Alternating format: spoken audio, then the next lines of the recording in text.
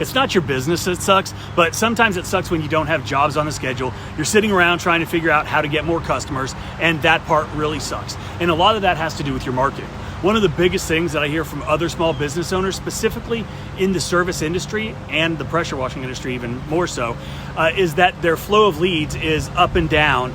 There's just no consistency there. 1 week they've got a ton of calls coming in and they're just doing everything they can just to keep up with those customers and to get those jobs done, right?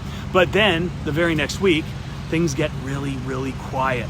Maybe a few calls, maybe a few jobs trickle in, but you're sitting there and just wondering what happened. You're waiting for the phone to ring, and then maybe you decide you're gonna run an ad on Facebook or Google, or go hand out some business cards, pass out some flyers, or maybe do some postcards to generate some business, right? Have you ever been there? Super busy, then completely dead, and you just can't figure it out?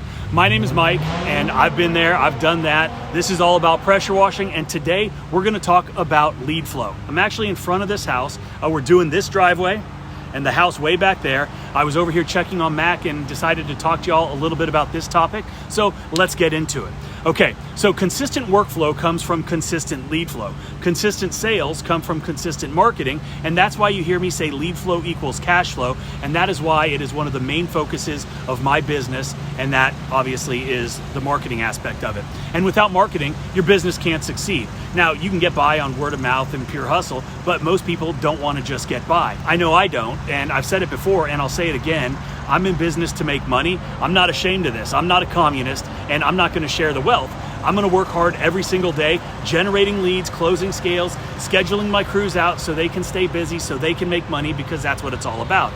And it's a beautiful cycle. But let's talk about how to do that. And the first step is focusing on your marketing. And one of the most important parts of a marketing strategy is understanding exactly who you're targeting. Who is your target customer?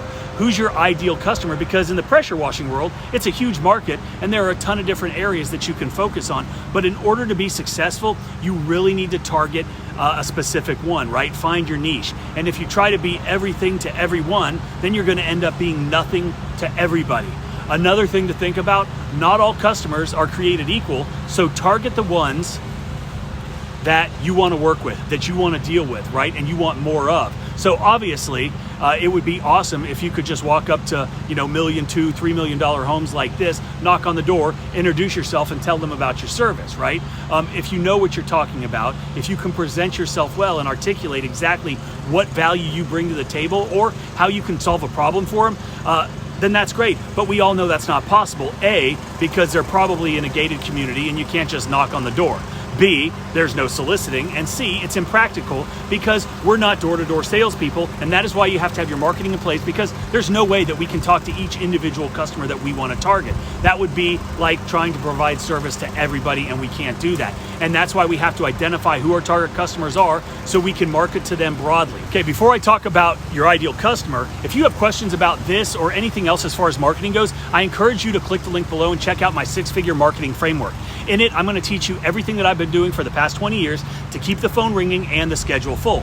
Not only that, but I'm also going to give you Aaron Parker's How to Rank Your GMB in 30 Days course absolutely free, and I'm offering 100% guarantee on my course, so there's absolutely zero risk to you. Now, if you implement exactly what I tell you and you don't make your money back, I'm going to give you a full refund, no questions asked. And this is the best part. This course is the cost of one house wash. Not this house, but a smaller one. So check it out. First link in the comment section and description below.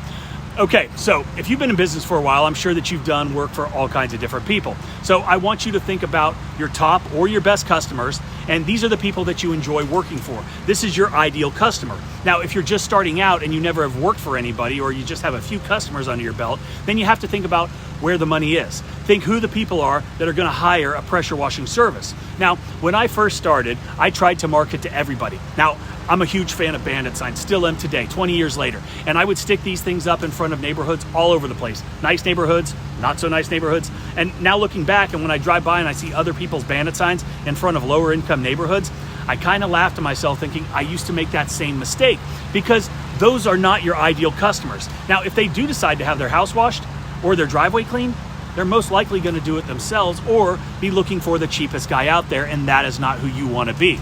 And that's why we don't target them. So once you've identified who your target customer is, you can then figure out where you can spend your marketing dollars or your time to find out where these people are in the highest concentrations. You got to ask yourself where they shop, where they hang out, what social media platforms that they're on, what websites are they visiting, what are the search terms that they use when they're looking for your business. Does your target customer ask their friends for advice, their neighbors? Each of these questions will lead you to a specific way to market to them. So wherever they are, that is where you want to target them, right? And that's where you want to focus your marketing efforts and your marketing dollars.